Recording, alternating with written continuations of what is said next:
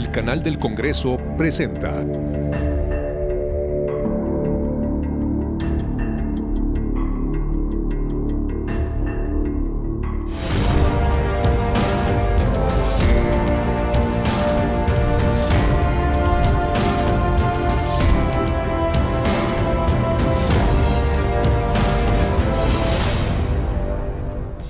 Hola, ¿qué tal? Soy Paulina Usigli y les doy la más cordial de las bienvenidas a Cámara Alta. Con el objetivo de evitar el plagio de obras, artesanías y prendas típicas, la Cámara Alta expidió la Ley General de Salvaguardia de los Elementos de la Cultura e Identidad de los Pueblos y Comunidades Indígenas, Afromexicanas y Equiparables. Repasemos a continuación el contenido y alcance que se pretende con esta legislación.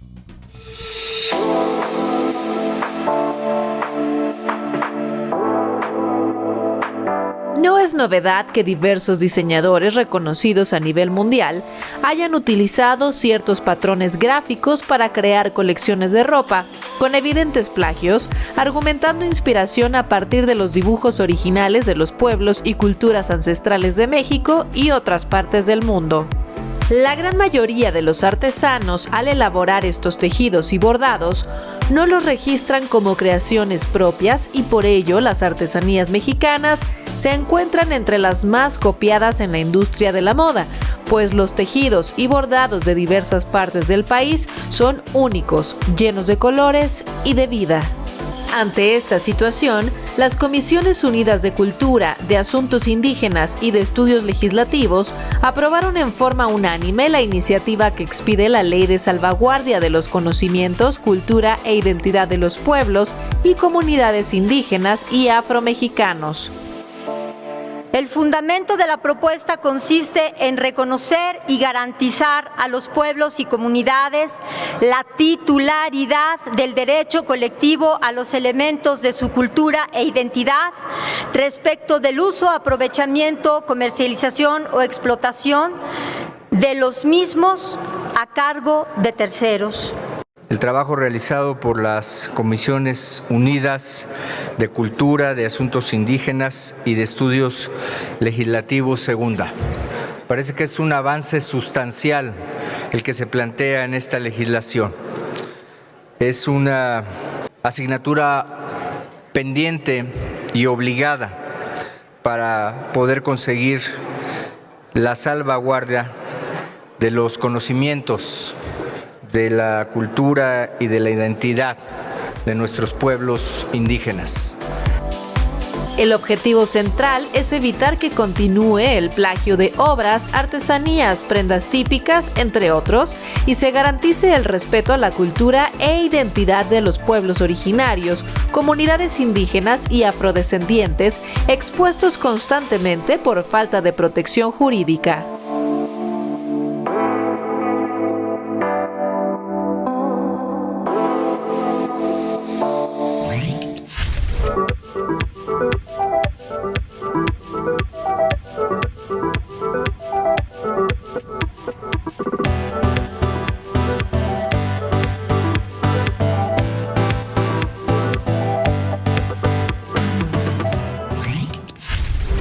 Entre Palacios y el vocerío que secuestra al primer plano de la capital mexicana, se encuentra la antigua Casa de las Campanas, edificio que recibió ese nombre en virtud de que entre sus muros fueron fundidas las campanas de catedral en 1527. La casona, ubicada en la esquina de la actual calle de Moneda y Licenciado Verdad, fue construida en 1524 sobre el templo de Tezcatlipoca por obra del conquistador Jerónimo Aguilar. Pero más allá de las nobles campanas, el destino guardó para esta edificación un honor aún mayor.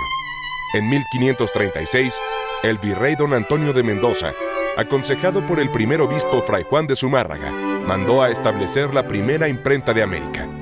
Al respecto, el componedor de letras de molde Juan Pablos firmó un acuerdo para establecer la imprenta sucursal de Juan Kronberger en la Nueva España durante 10 años. El compromiso estipulaba tener una casa y prensa para imprimir libros, componer letras, muy bueno y bien corregido, haciendo tarea de 3,000 pliegos cada día. Los tipógrafos fueron Esteban Martín y Juan Paoli. Juan Pablos trabajó en la imprenta novohispana durante poco más de 20 años.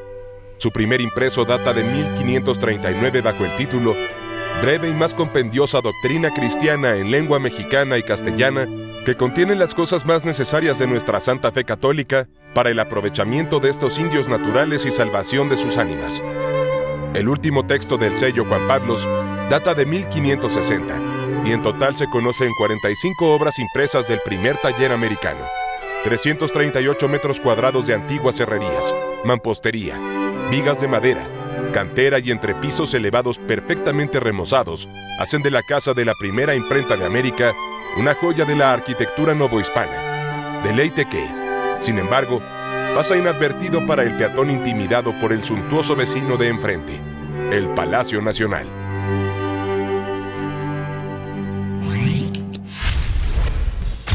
Entre las atribuciones exclusivas de la Cámara Alta se encuentran ciertas actividades de protocolo y diplomacia parlamentaria que contribuyen a fortalecer la política exterior de nuestro país. A continuación, vamos a conocer de cerca esta labor prevista en el artículo 76 de la Constitución Política de los Estados Unidos Mexicanos.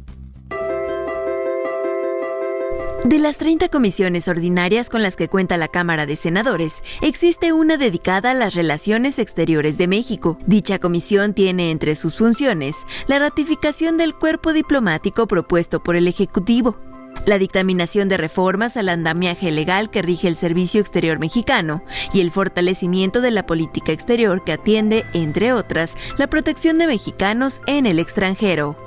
La Comisión de Relaciones Exteriores tiene como aliadas otras comisiones que se especializan por zona geográfica. Por ello es común escuchar que en la Cámara Alta también hay Comisión de Relaciones Exteriores de América del Norte, de América Latina y el Caribe, de Europa y de Asia, Pacífico, África. Cada una sirve para tratar con mayor detalle los temas de cada región y así evitar omisiones. En 2020, la Comisión de Relaciones Exteriores que preside el senador Héctor Vasconcelos confirmó los nombramientos a embajadores de México en España, Belice, Irán y Serbia, algo que de inicio le toca proponer al presidente de México. Con estos nombramientos se cubren distintas regiones de sumo interés para México y nuestro gobierno. Igualmente realizó diversos foros para analizar la contienda electoral en Estados Unidos y las implicaciones para México tras el resultado que dio la victoria al demócrata Joe Biden. A través de distintas sesiones a distancia se dio seguimiento al Acuerdo de Escazú, un importante tratado que tiene como propósito promover el derecho al acceso a la información, participación ciudadana y justicia ambiental en la región de América Latina y el Caribe. Al respecto, México se convirtió en el 11º país en ratificar el Acuerdo de Escazú, que, entre otras cosas, intenta evitar la muerte de defensores de los recursos naturales. El Acuerdo de Escazú es consecuencia de un largo y profundo análisis. Este acuerdo representa una contribución importante a la búsqueda de soluciones para los problemas ambientales. La Comisión de Relaciones Exteriores también impulsó una iniciativa para reformar la ley del Servicio Exterior Mexicano, a fin de disminuir las brechas de género en embajadas, consulados y oficinas de México en el exterior, por lo que se propusieron cambios como igualar salarios o erradicar todo tipo de violencia. Un diagnóstico donde nos dice que en la actualidad solo hay 32 mujeres con el rango de embajadoras, lo que equivale al 31% del total de personas con este rango, frente a 71 embajadores que representan el 69%. Las mujeres, sobre todo en el servicio exterior, se ven expuestas a una serie de limitantes como es la maternidad.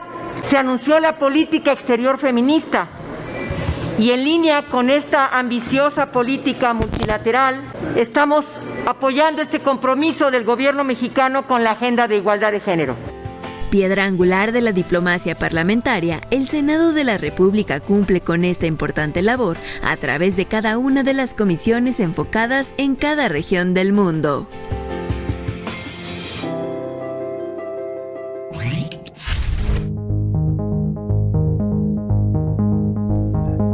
Lo que hace algunos años era impensable, hoy en día es una realidad y no existe posibilidad de echar marcha atrás. La igualdad de género es sumergirse en un mundo en donde se valora el lenguaje, las oportunidades y las acciones alternativas. En suma, es hacer valer los derechos humanos y todas las normas jurídicas que corresponden en la misma proporción a mujeres y hombres. A la Comisión para la Igualdad le corresponde analizar, evaluar y reformar los ordenamientos federales en los que se encuentran aún presentes marcadas desigualdades legales que afectan negativamente la condición de las mujeres.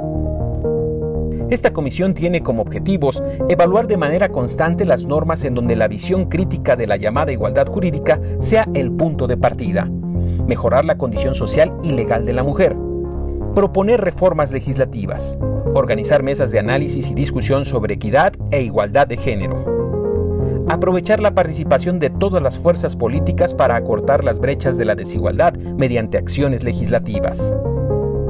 La Comisión para la Igualdad de Género es presidida por la senadora Marta Lucía Micher Camarena y la acompañan en la secretaría las senadoras Blanca Estela Piña Gudiño y Alejandra del Carmen León Gastelum. Conoce al resto de las senadoras y al senador que integran la Comisión para la Igualdad de Género.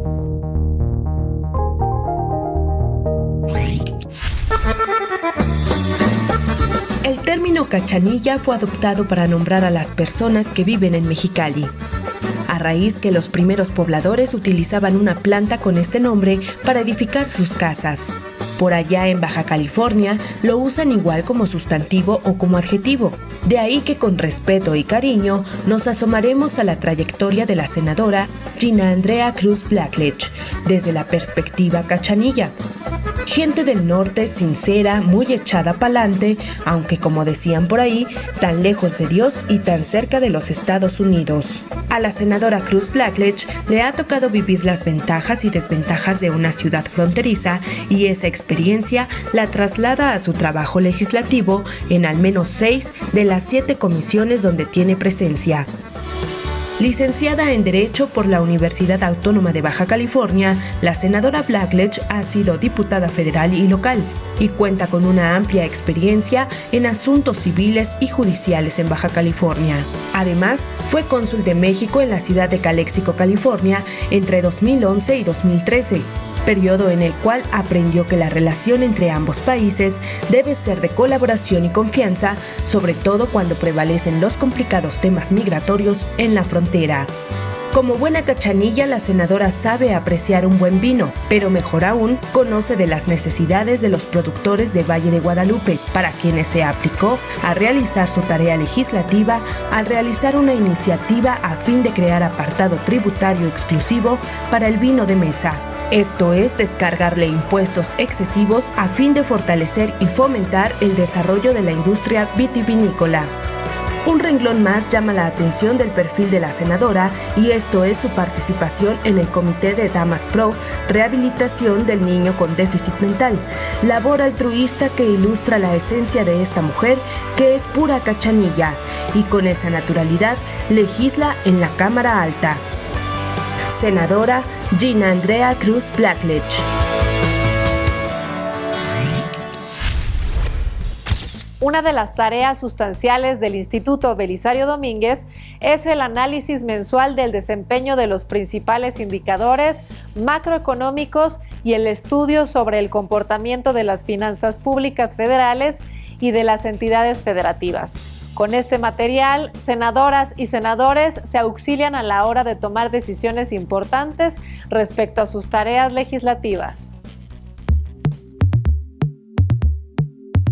Sin importar si se trata de una empresa, de una familia o de todo un gobierno, las personas necesitamos de las finanzas para tomar decisiones sobre cómo administrar el dinero. Planear cómo lo obtendremos, cómo lo gastaremos o si lo vamos a invertir o ahorrar es de suma importancia para tener un mejor futuro. Por eso, para que un gobierno destine recursos a cosas como colocar una rampa para discapacitados, se deben ejercer las llamadas finanzas públicas. Nosotros como ciudadanos debemos estar atentos a cómo se utilizan los recursos que se están generando a través del pago de nuestros impuestos, de nuestras contribuciones. Es decir, son ingresos públicos, pero en realidad son ingresos de todos los contribuyentes, son ingresos que generó toda la sociedad. Entonces nosotros debemos estar preocupados por ver que se utilicen bien, en qué se están gastando y que se gasten de forma eficiente. También es del interés público saber que dentro del Instituto Belisario Domínguez, con 30 años de historia, existe una Dirección General de Finanzas donde se elaboran estudios, análisis e investigaciones para aportar elementos que ayuden a legisladores en la toma de decisiones. Tenemos varios reportes mensuales, no nada más de actividad económica, también de finanzas públicas estatales, municipales, de deuda de estados y municipios. Y también uno de nuestros objetivos es proporcionar elementos sobre la factibilidad hacendaria de las iniciativas legislativas. Año con año, una de las tareas más importantes de la Dirección General de Finanzas del IBD es analizar el paquete económico que el Ejecutivo envía al Congreso, el cual determina la forma en la que el gobierno obtendrá recursos y en qué los va a gastar. Son varios los documentos que nosotros tratamos de elaborar, que se presentan a los senadores para que ellos tengan más elementos para la toma de decisiones, principalmente en materia de ingresos, que es lo que le corresponde al Senado aprobar. Los informes del instituto, también disponibles para todo público, siempre deben tener la mayor objetividad. Presentamos otros análisis acerca de inversión pública, de deuda, acerca de la crisis que se ha generado por la pandemia de COVID este año. Gran parte de nuestros análisis este año se han dedicado a ver cómo esta crisis está afectando no solamente la economía, sino también las finanzas públicas, cómo vemos que puede ser la economía después de la pandemia. La página para consultar cualquiera de sus investigaciones y reportes de actividad económica es www.ibd.senado.gov.mx. Invitar a la auditoría que consulten la página del instituto, que vean el trabajo que se está realizando, que es muy relevante no solamente para la toma de decisiones por parte de los legisladores, sino que para toda la ciudadanía.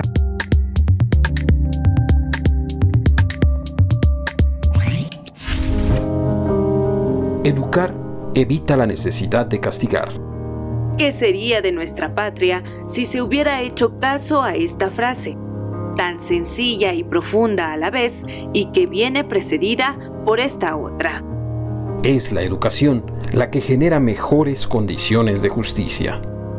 La frase, desde luego, viene de un educador, pero no cualquiera.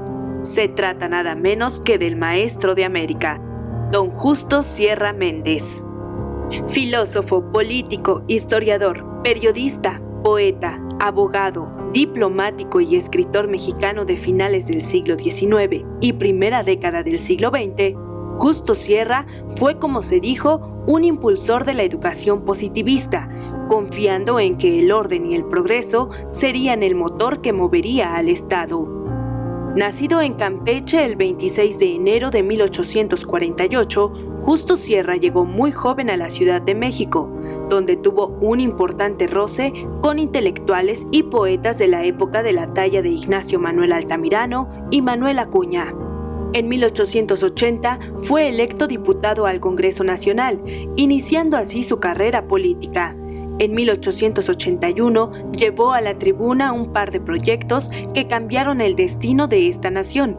La reforma educativa de la educación primaria, la cual propuso debería ser pública y oficial, y por otra parte, la creación de la Universidad Nacional de México, un gran sueño que 3 años después consolidó siendo ministro de Instrucción Pública. Durante el Porfiriato, Justo Sierra ocupó diversos cargos, pero sobre todo fue líder intelectual del grupo de los científicos, promotores del positivismo mexicano, doctrina de origen comtiano basada en el conocimiento como sustento del orden social, el Estado laico, la educación científica y el individuo armado con saberes prácticos, dispuesto a emplearlos en beneficio de su país. Tras la caída del Porfiriato, Justo Sierra fue designado ministro plenipotenciario de México en España, donde murió el 13 de septiembre de 1912. Al maestro con cariño, por eso hoy su nombre se encuentra colgando del muro principal del Congreso de la Unión, donde se puede leer con letras de oro Justo Sierra Méndez.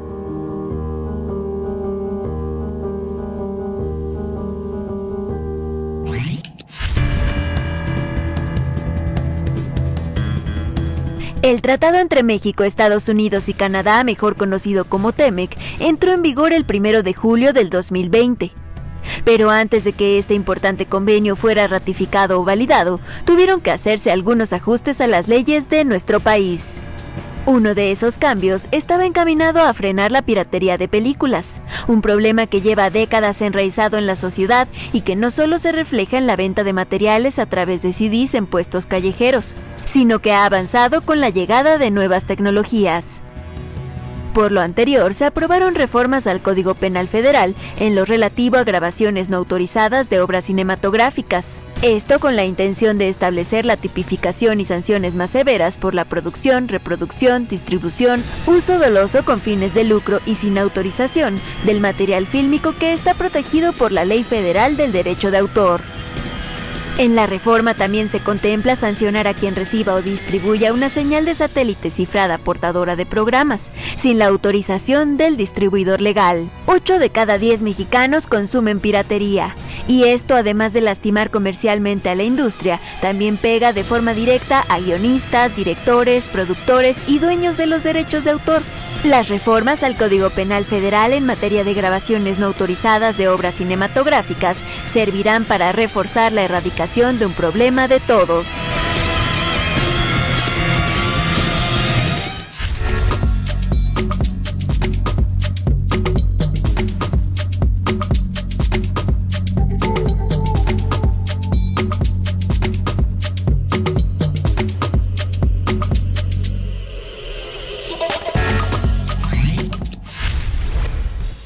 De acuerdo con especialistas, la industria global del chocolate se encuentra amenazada por una serie de factores que van desde el calentamiento global, las plagas y la caída de los precios del cacao. De ahí que desde el Senado de la República se ha planteado una estrategia para impulsar el cultivo y consumo del cacao y el chocolate, y definirlo en la legislación como un producto básico y estratégico a fin de recuperar de forma paulatina el lugar que el cacao y el chocolate mexicano deben ocupar en el mundo como país de origen. Considerado por nuestros ancestros como el alimento de los dioses y utilizado como moneda por su gran valor, el cacao es un producto originario de México. En el siglo XVI fue introducido en Europa por navegantes españoles, y esto favoreció el inicio de su cultivo en el continente africano, región que actualmente aporta el 70% de todo el cacao que se produce en el mundo. México ocupa el 13º lugar entre los países productores de cacao, y los estados donde más se produce son Tabasco, Chiapas y Guerrero, donde hay más de 20,000 pequeños productores que siembran alrededor de 60,000 hectáreas. A pesar de poseer innumerables propiedades y de que su consumo ha ido en aumento, la producción de cacao nacional no ha sido impulsada de manera que pueda explotarse todo su potencial comercial. En el caso de la palma de coco se da algo similar. Es un cultivo económicamente relevante, pues de ella se utilizan todos los elementos para obtener materias primas que son muy útiles en la agroindustria, por ejemplo, el aceite y las fibras. La falta de inclusión del cacao y de la palma de coco dentro de los productos básicos y estratégicos de la ley, en la Ley de Desarrollo Rural Sustentable, ha generado que estos productos no gocen de los beneficios de las políticas alimentarias. Por ello, en la Cámara Alta se presentó una iniciativa para reformar el artículo 179 de la Ley de Desarrollo Rural Sustentable a efecto de incorporar al cacao y la palma de coco como productos básicos y estratégicos, debido a que estos cultivos son una importante fuente de desarrollo económico. Permitirá visibilizar la importancia del cacao y de la palma de coco en nuestro país y la evidente necesidad de generar acciones de políticas públicas que permitan responder a las condiciones actuales para lograr un crecimiento integral. De aprobarse esta reforma, será posible contar con programas específicos para que las familias que se dedican a estas actividades puedan aumentar su producción, integrarse a la cadena productiva y mejorar sus niveles de rentabilidad.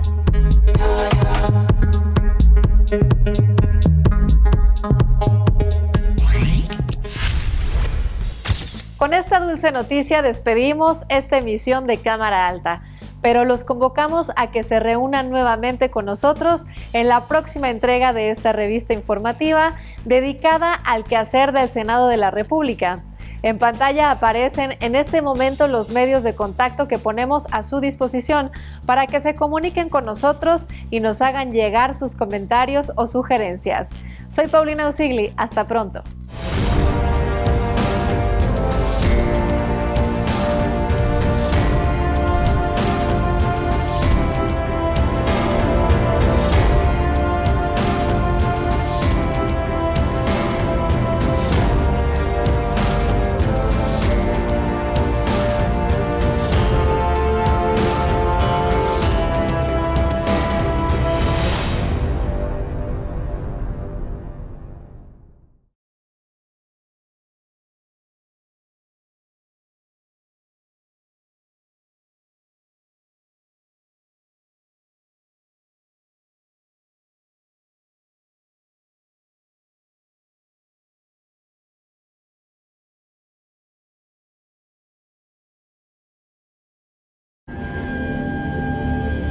El canal del Congreso presentó